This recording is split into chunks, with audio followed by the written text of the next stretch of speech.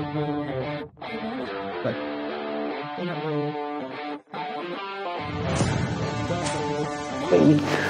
Oh, oh my goodness.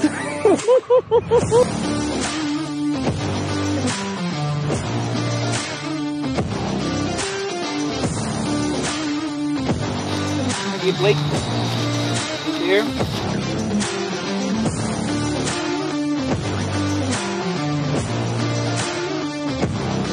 If you blew, you gotta go, baby.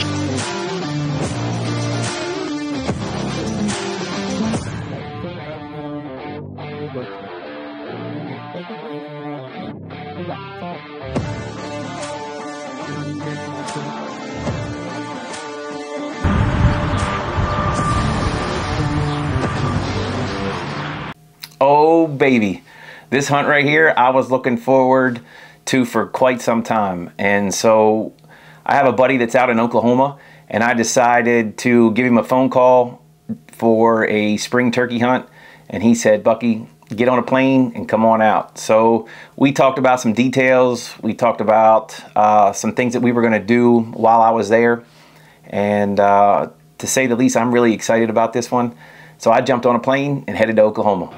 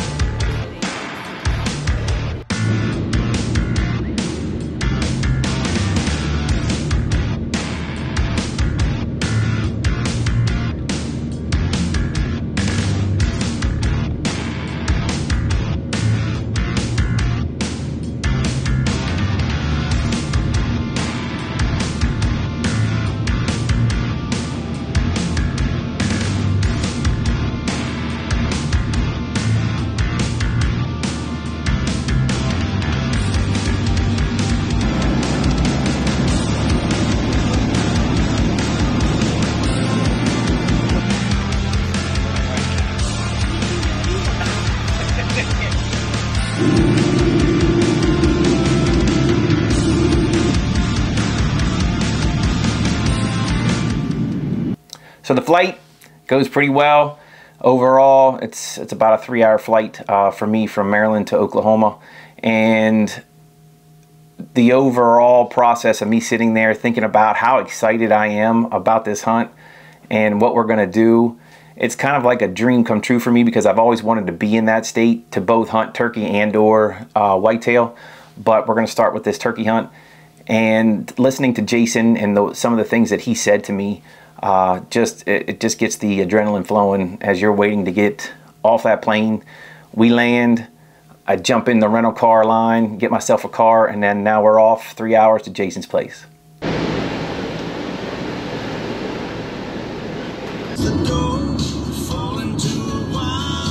To discover, get used to hearing yes more often. Learn more at discover.com/yes. 2021 Nielsen Report. Limitations apply. Okay, so it's the first morning. Jason and I get up and we have a small conversation about where we're going. And he tells me we're going to a cow farm.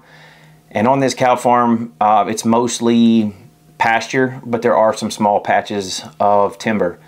So we're gonna get there early. We're gonna sit in the truck, put the windows down, and we're just gonna listen to see if we can get some gobbling going on.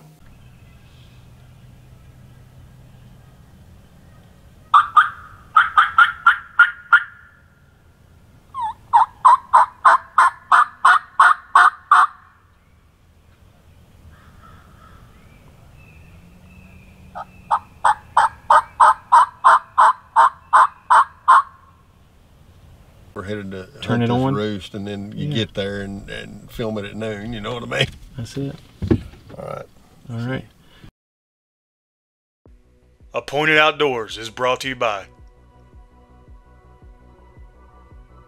Winger Ag Solutions, Bucked Up,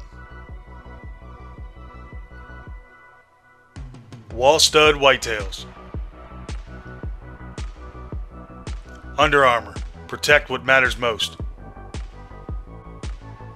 Next Gen hunting blinds. About mid-morning, we strike up a couple gobblers and we hear them, but they're on a parcel that we cannot hunt. There is a fence there, so all we can do is rely on Jason's calling skills, my calling skills, and try to draw those turkeys to us, knowing the fact that we cannot shoot over the fence. We're gonna have to get them on our side so that we can try to harvest one of these birds.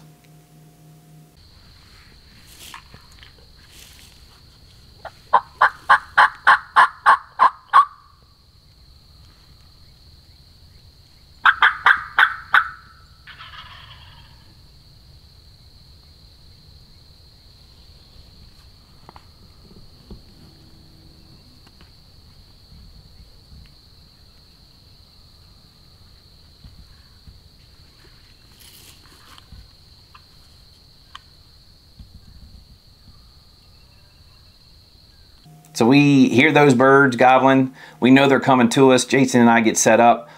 We are a little bit separated as far as him filming for me and me sitting along this tree with a shotgun. But these birds come in right on a rope. They walk right down the fence line, and really we can't do anything. We're sitting there watching these birds put on a show. They're gobbling, they're strutting, and we're probably about 25, 30 yards. They just will not come across this fence, and all we can do is be patient.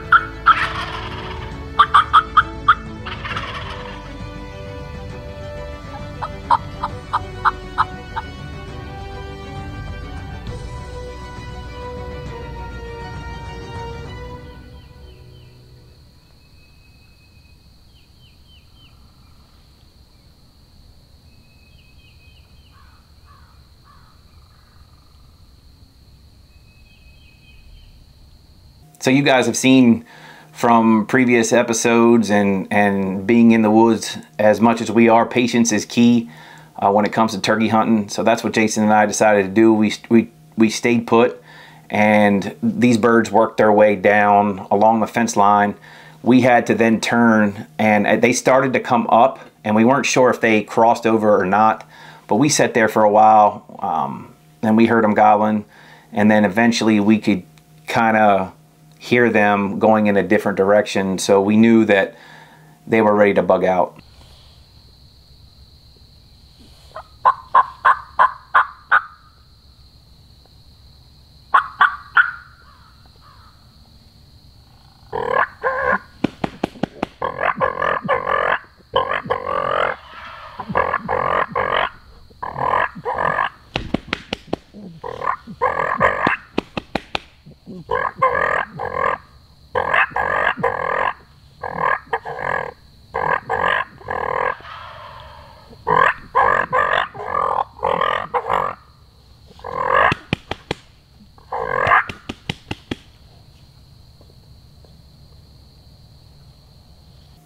So after that experience, and then we tried several hours more for the morning, and nothing really worked out. So while we were sitting there hunting these gobblers and watching them do their thing, Jason's phone's going off, and he's getting some pictures of a couple hogs that are not too far away from us on another parcel. So he said, man, you want to give it a go this evening and try to harvest a hog? And I knew that was one thing that we talked about when I came out there that I wanted to do. Shoot a hog with my bow. So that's what we did, and we got into this parcel, and we weren't sure. He couldn't remember if he had a full scale blind in there. He knew he had one, and so we went ahead and just went in, and it come to pass that there was a small TP blind, and I'm 6'3", 220, and fitting my frame in this little blind was a tough task. So needless to say, getting my big butt in this little blind and having a 30-inch draw on my bow, it was set up for disaster from the get-go. But we gave it a try, and we did get this hog. He was multicolored. It was one of the ones that were on the pictures that he had, and I wanted that hog. That was a target for me, and I wanted to put it on film and try to harvest this hog, and he did come in. But the problem is, with the blind that I was in, and me being as big as I am, plus having the arrow sticking out the front of the blind trying to draw, he just pegged me every single time. He knew something wasn't right, and it was very tough for me to be able to try to film, to draw, and to be in this little tight space without him hearing me, seeing me, smelling me, whatever he did. But you could tell from the footage he was just on me. Pointed Outdoors is also brought to you by Vortex Optics, Black River, Quincy Tractor, Brute Buck Outfitters, Brute Buck Outfitters, Mexico. So day one is over. Jason and I head back. We get dinner, come up with a game plan for day two. Day two, we decided we're going to go ahead and let Jason get on a gobbler in the morning time here. And I wanted to be somewhat of a servant to him as well. I wanted to film him. I wanted to be a part of his experience. So we went ahead and went after one, and sure enough, we were able to strike one up, but it was a good bit of a distance away, and we made a play.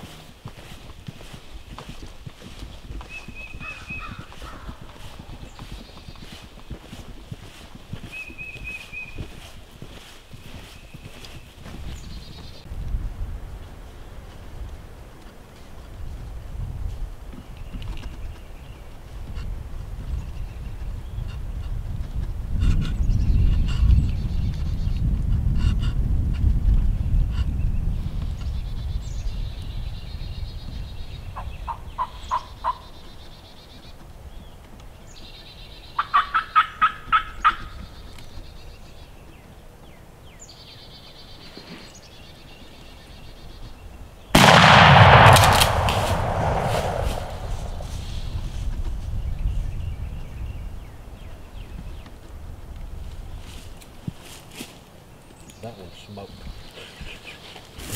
We need a bird on the ground, man. Absolutely, dude. He was already going. He come up and he strutted and then he was like, boom. And, and then that old head come high and he said, "Boop." I said, oh no. Yeah. That was graveyard, brother. Yeah, that was.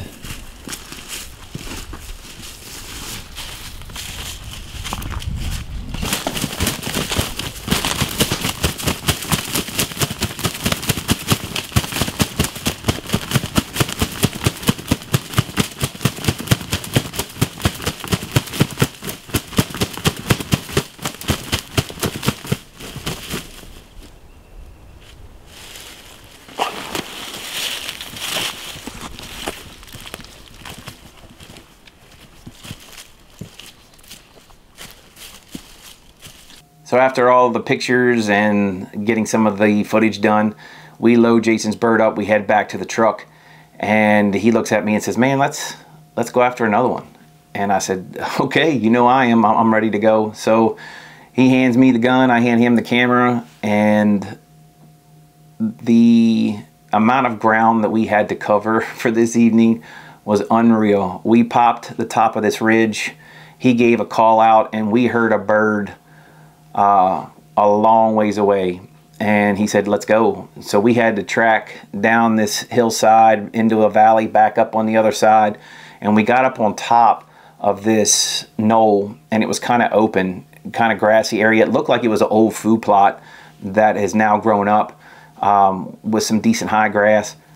And our process of trying to get closer and closer to this bird, because we had an idea that this bird was probably going to move towards us based upon the time that we were hunting him. So we had to be careful of how quickly we moved towards him. But the overall thinking was, let's get into this certain area in hopes that we can slowly attack this bird.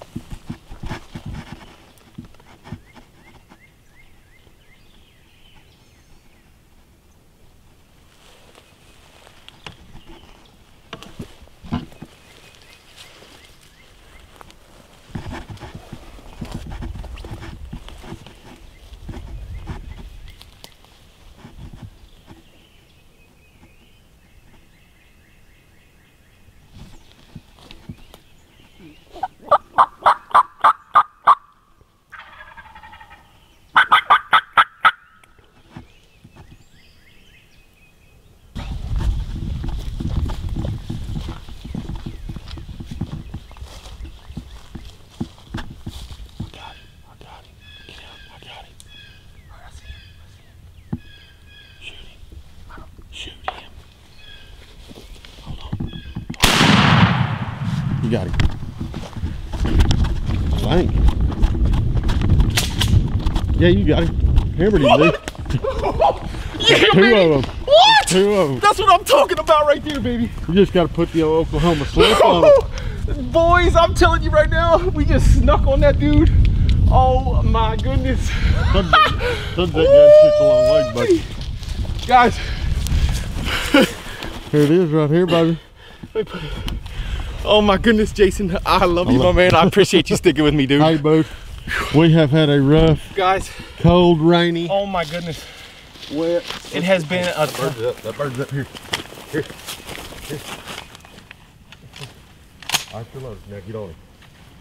Get on his head. Hurry. There you go.